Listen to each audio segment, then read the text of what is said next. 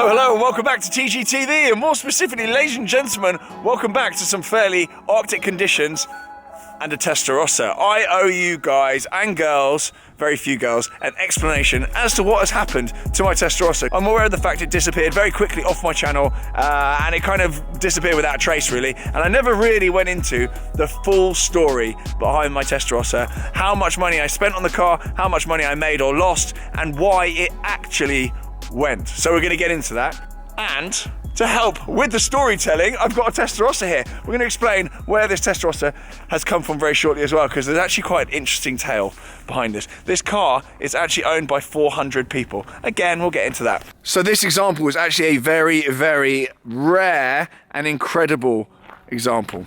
So I'm going to be a bit nosy before we get going with the video. I'm actually at Boxed Classics here because we've got this storage unit with some bits. I can't show you everything. I can't show you everything that's going on in here, but I do want to show you these three cars here. What we've got here, well, you can already see what we've got.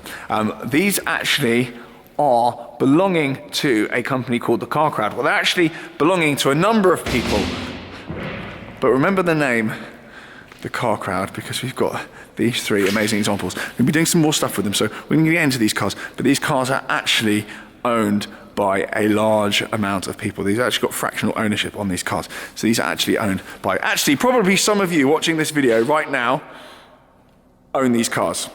Very cool. Anyway, we'll get outside. Look at this. Look at this for scenery.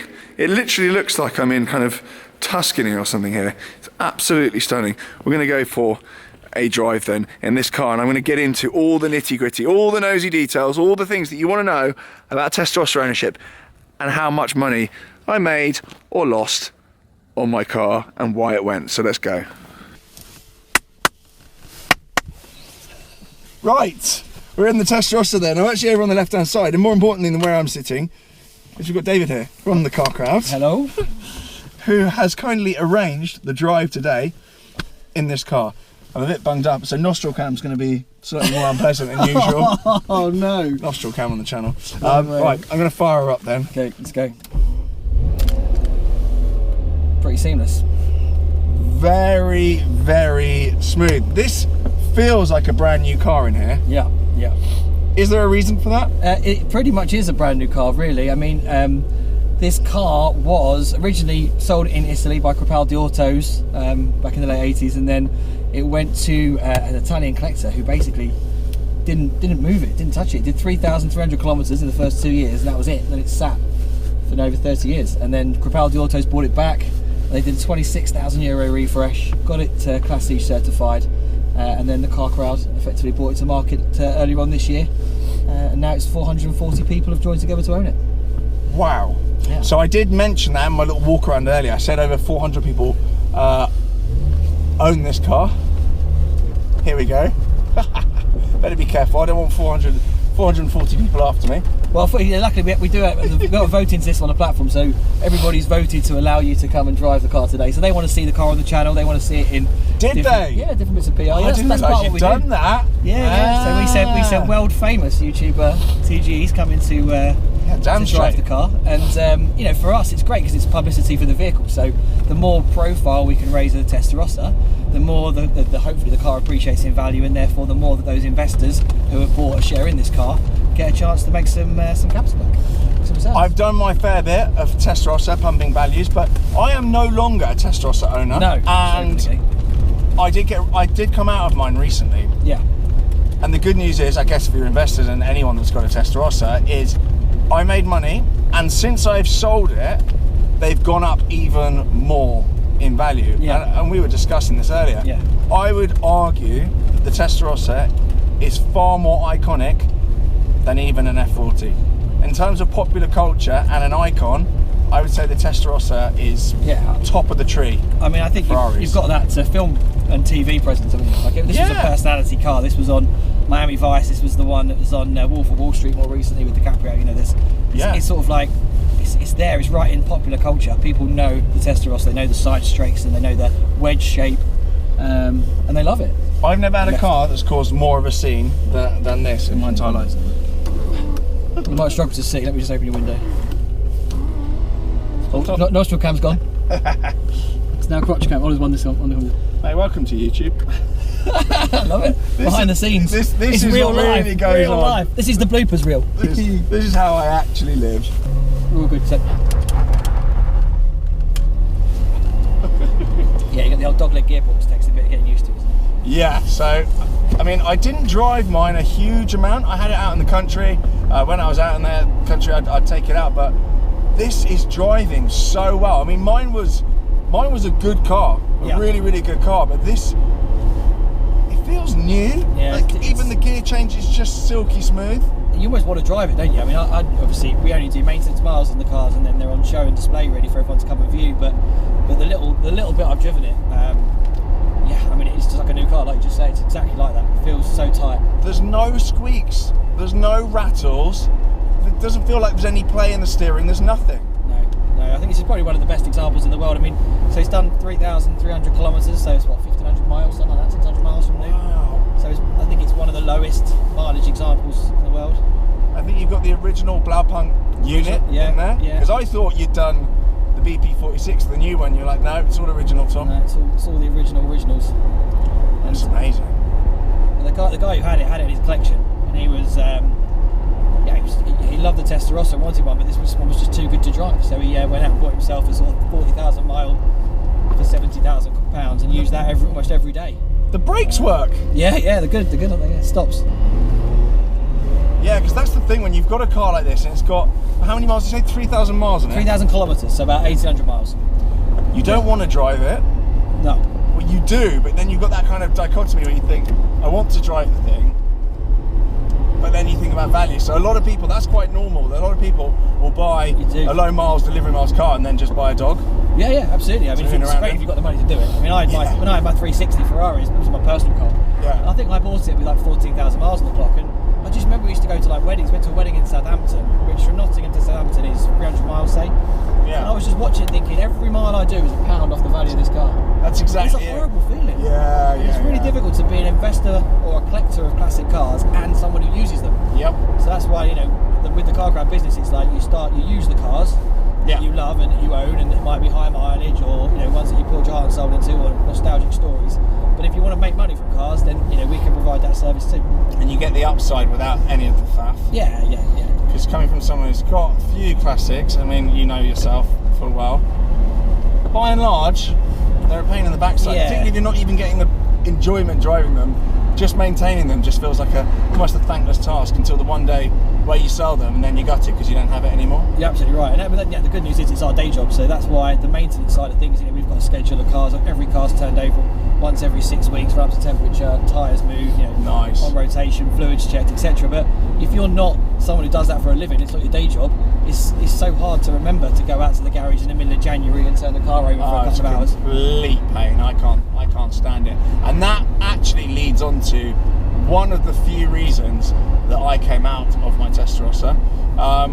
It was a difficult decision selling it, but it just wasn't getting the use. Where am I going? Just go straight up, sorry. Just go on. Sorry, my bad. That's all right. I can tell you where you're going to. No, it's fine. I've got absolutely no idea where I am. It's not in my London or Cotswold bubble. I have no idea. You're in that countryside now, aren't you? Ignorant pig. The Nottinghamshire countryside. Yeah. So the Testarossa, I mean, I had it for just over a year. I didn't really drive it. When there was like a sunny day and I wanted just to go for a heavy-footed blat somewhere, I didn't actually pull it out. I had a like GT3 RS sat there. Yeah. It's not the sort of car you'd pull out and rag round some twisties. No. It's a bit more. It's almost like a GT car. It's just a cruiser. It's just so comfortable. Well, flats. Nostril cam's gone. Because it's the You'll flat 12. Yeah. I feel like when you're on the flat 12, it seems to just be very progressive with the power. It's not like you were saying earlier, like a pantomime horse, like some of the 356, F430 or the 360s are. They're much more like in your face and crazy almost. It's gone. The viewers will be pleased. It's disappeared. We've given up. So, the maintenance side of things was a nightmare. I was actually okay with my car. There weren't any big bills. I had, I think, about £1,000 service bill. That was about it on the car in the 15 months I had it. It's not too bad. Nice and easy. But it's just the sword of Damocles with these cars. It's always dangling over your head. It can be kind of 30, 40 grand bills quite happily on these cars. Left. I said left. We don't want to go right, get stuck in loads of traffic. No, we don't want to do that. I'll go left. Go on, quick. No, it's alright. Is that you go? Okay, perfect. No, it's not. You stole it. This is definitely the bloopers. You go, mate. You go. I can't drive. I'm trying to be so gentle with the clutch. It's all good. There we go. So, Are you regretting letting me out? no, not at all. The fact I've had one of these for a year. You're driving it so sensibly, sensibly. Let's say Look, not enough revs. it's not mine. No, you're very respectful. And I'm just being respectful. You know, it's an elderly car. Doesn't feel fragile, but I want to make sure that it comes back. Treat you with a lot of respect, which is lovely. Well, we can just about see the lights. It'll be fun. And then once you get down I've here, got them up there. Yeah. We're all good. So yeah, there was the constant threat of the big bill hanging over my head. Yeah. In an ideal world, you know, if I'd made more money, I had another zero in my bank account, I'd still be holding on to it because I think they're on an extremely aggressive trajectory. Yeah. Values wise, and I think of all the 80s cars, I think this is the one that's been undervalued for so long. Yeah. I think it doesn't take a genius to work out that this will be the Ferrari of that era that's just going to go absolutely crazy, and the last one to do so, really, the last iconic Ferrari to go mental. Yeah. All of the you know, the big five, the ones that people recognise, the ones that have been part of popular culture, they've all gone absolutely bonkers. Yeah, they've all gone. So yeah, me being not as wealthy as I thought I was has got a large part to do with it. It was with sadness I got rid of this car. And I do miss it. It's art. It's automotive art. Yeah, it is. And had I got a big place with the kind of a feature garage as part of it, you know, I might buy back another Testarossa in the future. I do miss having one just sort of. I don't think there's another shape like. No. I mean, that's why I like the 348 TS, even the 348. Windows hit, even the 348, which is. Yeah. And it's a baby version of the Testarossa almost, but I still think that's again massively undervalued. You know, what's that? Mid 40s, 50 grand? Yeah, I think anything with this kind of manual click-clack box. Manual click and naturally aspirated. Red, Rosso or Rosso red with creamer interior or Nero interior. You know, and you don't have to have £200,000. You know, you can have 30 grand and you can get into even a Ferrari Mondial, for example. Yeah. You know, you can get one of those for 20k. Especially as they're not now all sort of plug-in hyper hoovers. It's just Dysons. They are all the new ones, but I just feel like there's a massive room still for the appreciation in a lot of those naturally aspirated V8 or V12 manual Ferraris. So the Testarossa, the first one, 355. We've got our eye on as well. That is coming next. 355 is good news. Really good news. If you want to go straight on. Yeah, 355 again, like another wedge shape, pop-up lights. That's the other thing. Pop-up lights disappeared. Yeah. Pedestrian safety. Yeah. Apparently, it's not nice if you hit pedestrians with your lights popped out. No, I can imagine. It's quite a sharp angle, isn't it? Yeah. Although, what a way to go, though. Not ideal. Skewed by a Testarossa headlight. You're right. Yeah, it's fun for that. I'll get some clicks. Trying to get some views for a change. So yeah, it's threat of bills, hassle of, you know, just another car. And also, I'm trying to find money at the moment for this project that I keep teasing. Pulled off in second there. That's all right. It works. It's all right. We were rolling. It's all fine. Yeah, I'm finding money for this project, which I've been banging on about for months on the channel, which is probably going to let everyone down when they find out what it is. But I need to find best part of £1 million in cash to chuck into it. Okay. So getting out of the Testarossa, as most of my audience know, I finance all my cars, Charles and Dean. My deposit on the car, I think I paid. Well, I'm not going to say what I paid and what it came out for because the new owner's going to get annoyed, or the place where I sold it through, German car, you might get annoyed. But I probably overall came out about 30 grand up in just over a year. That's good, isn't it? And like you say, you could have waited another year and had another 30k perhaps. And they've since sold cars, arguably not as collectible as mine because there was mono whatever, for about 200. Right. Since when I sold, and I sold for less than 200. Right. So there is definitely a trajectory there. They said they've got collectors actively asking after Testarossas now. Yeah. Whereas when I bought mine, it was a bit of a, oh, you want a Testarossa? Why kind of thing. Yeah. Whereas now, it's kind of they've got people after them. So yeah, I think they're good news. So anyone's bought into this car, hey, thank you very much for letting me drive it. Oh, yeah, well, yes. Thank you to you, David, for letting me drive it.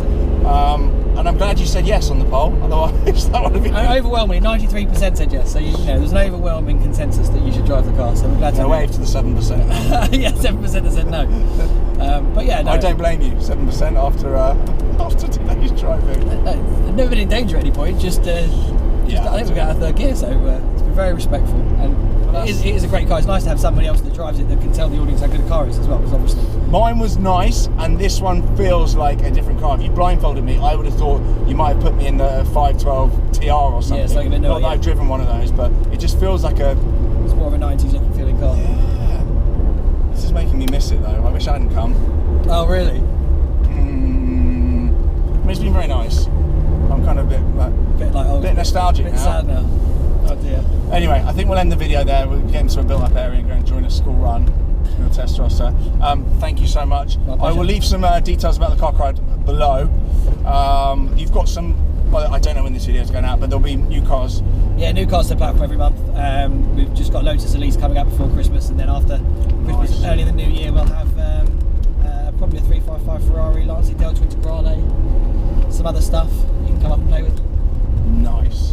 Nice. Yeah, I will take you up on that. I've never driven a 355. It's actually not as quick as you think. Really? 355. Yeah, I mean they're sort of 380 horsepower. It's enough. No, it's enough. Don't get me wrong, but it sounds like a lot more, and left wanting's probably a bit harsh. I think the 360 is a better all-round car. Really? And a better car to drive. I've never driven one of them either. And the 360 has not got the issue of the whole belts out thing to do the engine out, sorry, to do the belts, which the 355 has got. So maintenance-wise, the 360 is better. But the difference is the 355 has been in Goldeneye. You know, the James Bond film Goldeneye, when Xenia on its top drove it through the hills chasing the DB5. Yes. And then whereas the 360 was in Charlie's Angels, which is not quite the same pedigree of film. And literally it's that sort of cult status that means the 360's values in terms of appreciation are going to lag behind the 355 for quite a few years to come. It's crazy how these kind of popular that's what it is, bits of culture just bedroom wall, picture cars, poster cars, that's what we need. We had to wrap things up there. Big thank you to Dave from the car crowd, and you will be seeing more with Dave if you're really unlucky very, very soon. For now, thank you very much for watching. Do subscribe, blah, blah, blah. Let me know in the comments what you think I am a boob for selling my Testarossa. Happy Christmas, Happy New Year, whatever applies at the point this video goes out. I will see you very soon. Bye.